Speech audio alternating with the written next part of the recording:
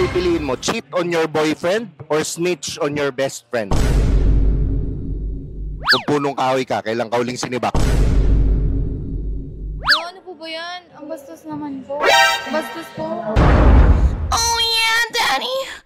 What's up mga Skynam? Ito nga pala ang paborito niyong Tio, si Tio Bray. At syempre, nandito tayo ngayon sa Shift and Chillax Fest. At syempre, bilang paborito niyong Tio, nandito na ang pinaka-hinihintay at nire-request niyo ngayong na interviewing ko. Ang pangalan niya ay... Princess po.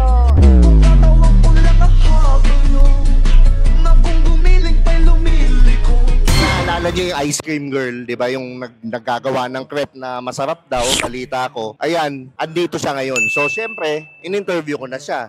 Yeah, boy. Diba? Kamusta ka naman, Princess? Okay naman po. Masaya po. Kinakabahan lang. Princess, ilang taon na? 20 po. I'm 20 years old po. Ako po, 20. So, narinig nyo na. Pwede na, no? Legal na. Ikaw na po. Legal na, okay. So, ito, Princess, single taken. Single po. Legal. Walang boyfriend na magpapabura ng video. Wala po. Okay. Nanay na magpapabura ng video. Meron? Wala din po. So, ano pang hinihintay natin, Princess? Pwede ka bang contentin? Content po. Opo. Ano hinihintay natin? Contentin na yan. Tito o fuckboy? Tito po. Bakit Tito? Ayoko na po sa mga laro-laro lang. Kaya hindi po ako nagbo-boyfriend ngayon kasi kapag nag-boyfriend po ako, gusto ko po yung okay na relationship na po. Yun. When you say Tito, ilang taon yung Tito, Princess? 28 pataas po ba? Ganun po. 28? Kasi po nung nakaraan, sabi ko 25 po. Sabi, fuckboy pa daw po yun. Kaya nga, yung 28, ganun din. Dapat 30 pataas. So, 28. 28. 40. Wala, sugar daddy na yun. Sure, God. Paano yung 40 na kamukha ni Ian Veneracion? May pag-asa ba? Depende. Joke. Uy, lagot ako. Patay.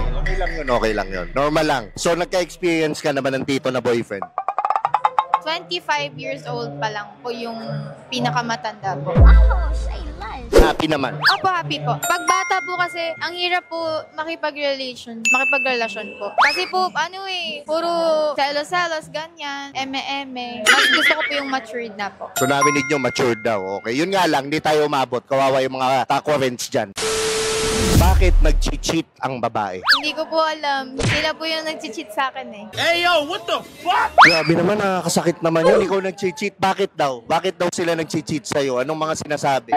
Mabait daw ako masyado. Grabe. So, mabait masyado. Hindi kailan naging masama yun. Masyado daw akong obsessed sa kanila. Yun yung sinasabi nila. Kaya nag-cheat po sila. Di ba, sikat na sikat ka naman yun. Kita mo, ganda-ganda naman, di ba? So, okay na yan, di ba?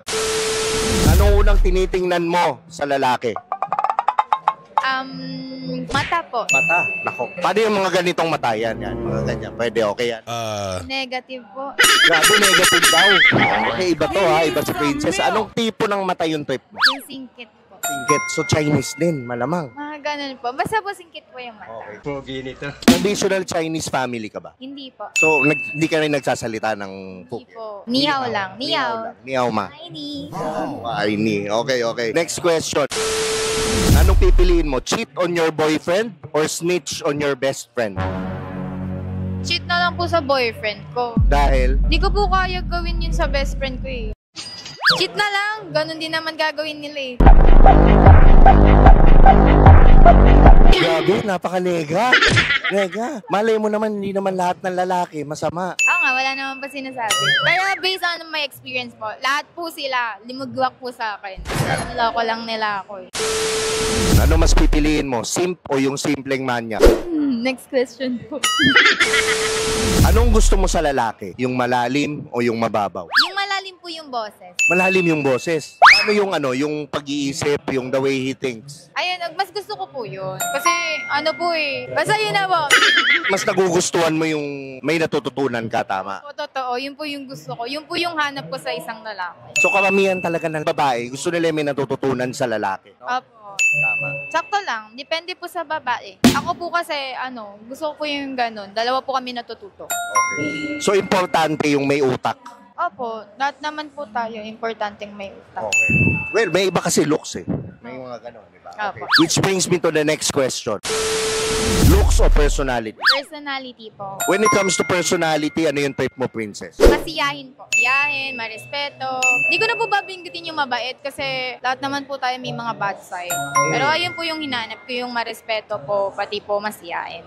Marunong po makisama, yun po, unang-una. Marunong po makisama. Halimbawa lang, bad boy or nice guy? Nakukuha ko po lagi bad boy eh. Bakit? Hindi ko rin po alam. Baka na-attack ka sa challenge sa bad boy. Sakto lang. Joke lang. So basically, personality, marespeto, yung mabait, yung ano, okay.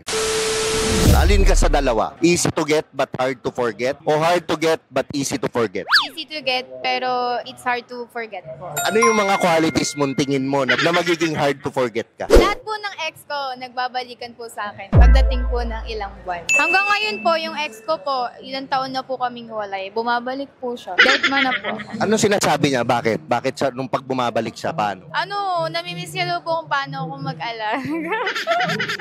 Ganun lang, pag-alaga po. Paano ka mag-alaga ng guy? Example. Di ba? Ha? Ano? Paano? Secret. Secret na lang. Grabe. Secret. Okay. Sa pag-ibig, anong gusto mo? Sagaran o saktuhan? Sakto lang po. Dahil? Mahirap po pagsagad. Marami, parang maraming problema po pagsagad eh. Sakto lang po, chill lang. Kasi mahirap kang baka masaktan, ganon. Po. Sa bagay. Oo, tama. Kapag nag-aalmusal ka, anong una mong kinakain? Hotdog o itlog? Di po ako nag-almusal. Hindi ka nag-aalmusal. But in case, kakain ka, hotdog o itlog? Hotdog po. Bakit hotdog? Ayun po yung masarap isaw-saw sa ketchup. Oh, yun. Tama. Hotdog o Hungarian sausage? Which one do you prefer? Hotdog. Hotdog pa din, okay. Gusto niya yung saktuhan lang. Ayaw niya nung masyadong Okay. Alright, so last question. Ito yung pinaka-famous question ni Tio. Okay, kung punong kahoy ka, kailan ka huling sinibak? Ano po ba yan? Ang bastos naman po. Grabe, hindi naman bastos yun eh. Punong kahoy nga. Bastos po. Okay na, hindi na ako magtatanong. Okay, so ako wala na akong tanong. Maraming salamat nga pala kay Princess. Siyempre, nagpa-interview kahit nagalit nung uli. Pumunta kayo dun sa crep niya, dun sa kainan niya. Siyempre, bilang paborito yung Tio, gusto ko sana mag-subscribe kayo sa channel ko at huwag niyong kalimutan yung clothing namin ni DJ Lunyo, yung Starseed Clothing.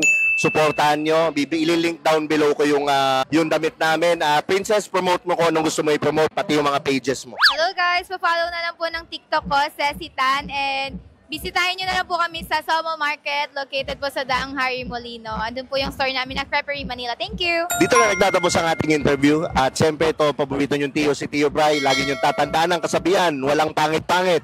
Sa Titong Galit! Nakakagalit ka nga. Grabe, nagagalit ka eh. Natingin na tayo. Grabe.